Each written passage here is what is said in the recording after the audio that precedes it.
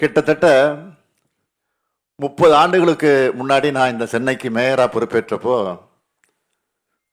தூய்மையான நகரா இந்த நகரை உயர்த்தணும்னு நினைச்சேன். அதுக்காக தூய்மை பணிகளில் இயந்திரங்களை பயன்படுத்த நாங்கள் தொடங்கணும். குப்பைகளை மக்கும் குப்பை மக்காத குப்பைன்னு பிரித்து போட்டு அதை மேலாண்மை செய்யணும்னு பல்வேறு முன்னெடுப்புகள் எல்லாம் கொண்டு வந்தேன். அதெல்லாம் தான் இன்னைக்கு நாம் அடைஞ்சிருக்கக்கூடிய மாற்றத்திற்கு முதல் படி.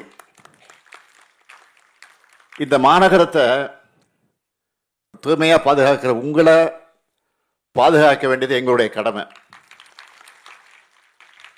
உங்களுடைய மாண்பு காக்கப்படணும், உங்களுடைய வாழ்க்கை தரம் உயரணும், உங்களுடைய நலன்கள் பாதுகாக்கப்படணும். இதுதான் சமூக நீதி.